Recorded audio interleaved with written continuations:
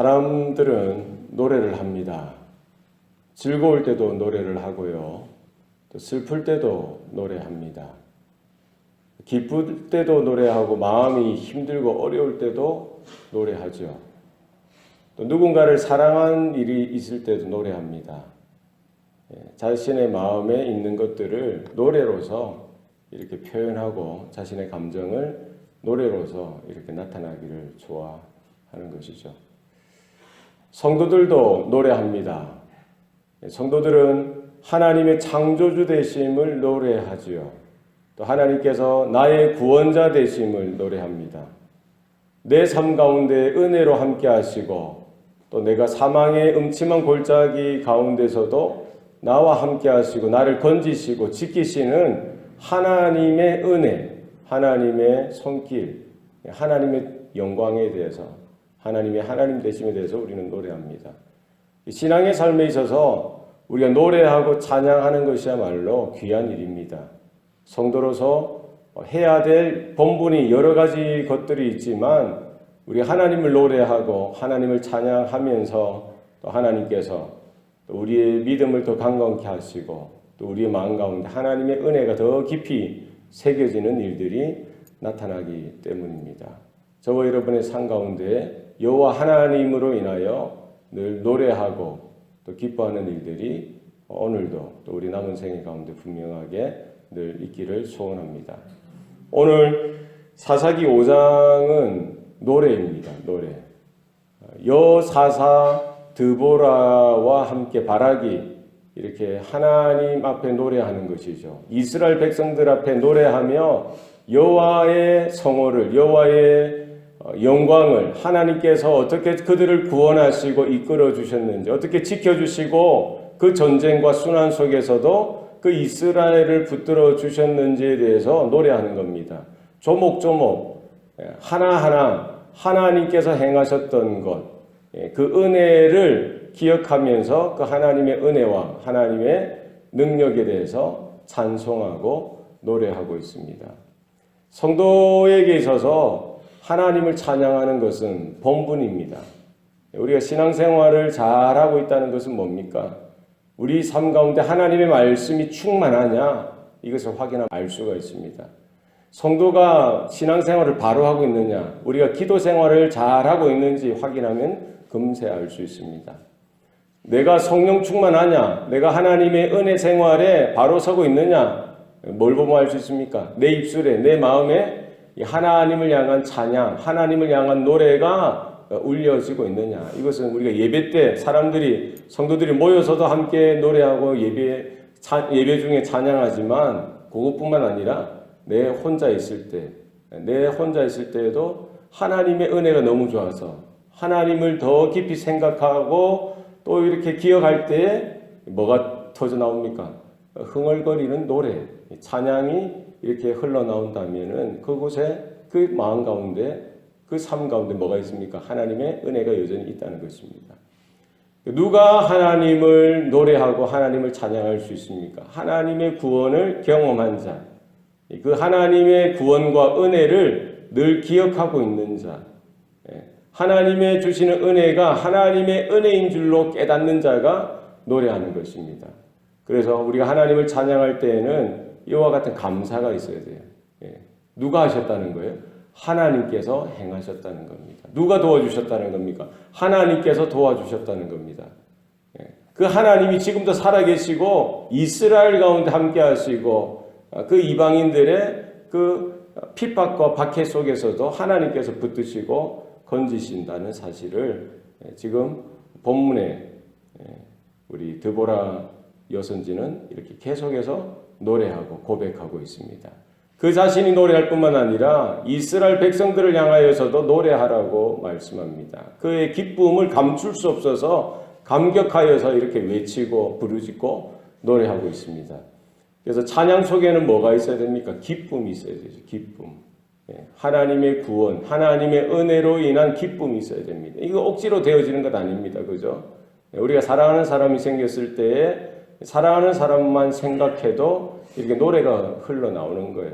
마찬가지로 우리가 하나님을 기억하고 하나님을 생각할 때마다 이와 같은 기쁨이 우리 노래가 되어져서 하나님 앞에 드려질 수 있기를 소원합니다.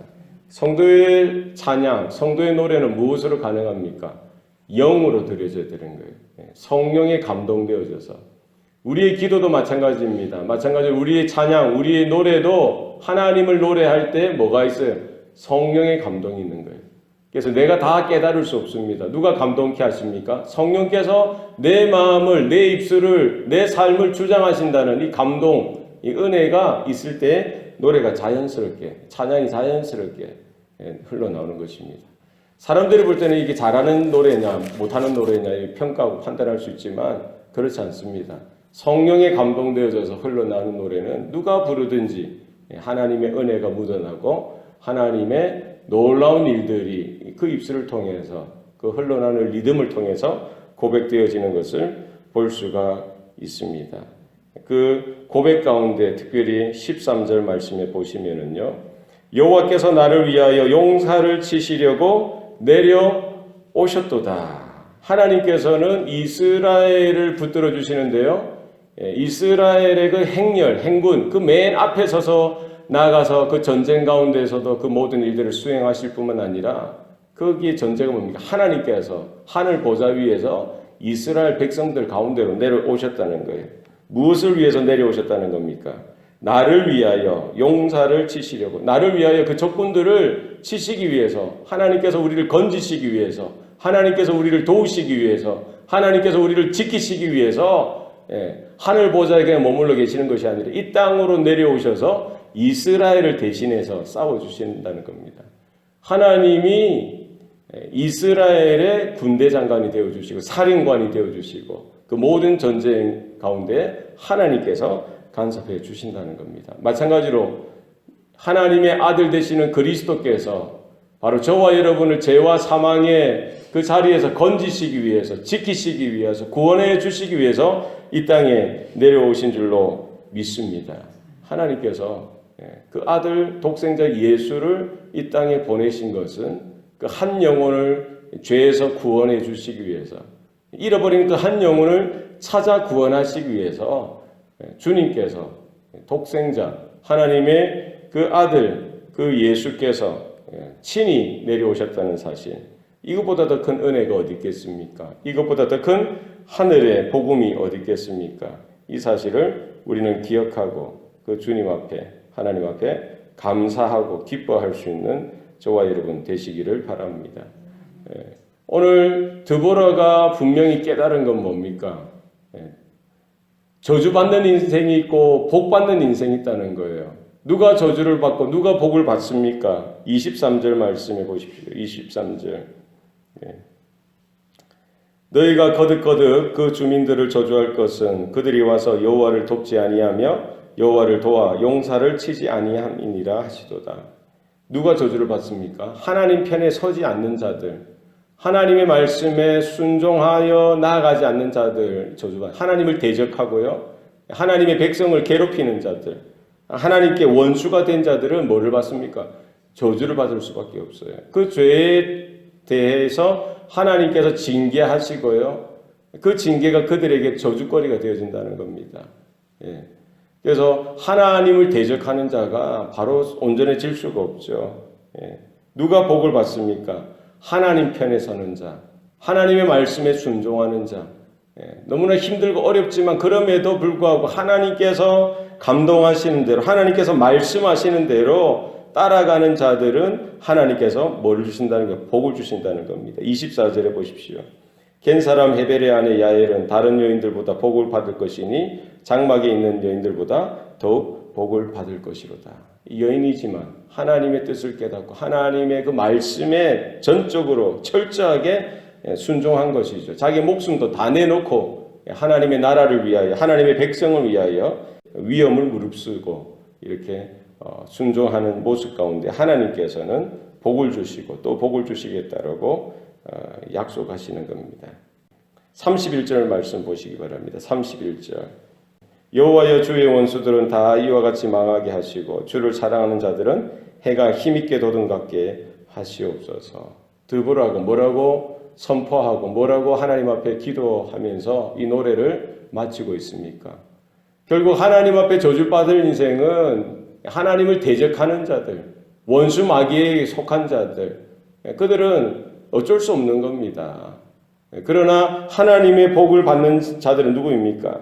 하나님을 사랑하는 자들, 하나님의 인자와 성실하심을 기대하면서 그 언약 가운데 붙들려져서 어렵고 힘들고 낙심할 수밖에 없는 형편 속에서도 하나님을 찾고 하나님을 신뢰하고 하나님을 의지하고 하나님만 온전히 믿고 나아가는 자들에게는 복을 달라라고 드보라는 간절히 기도하고 있는 것입니다. 해가 힘있게 도둑같게 하여 주시옵소서.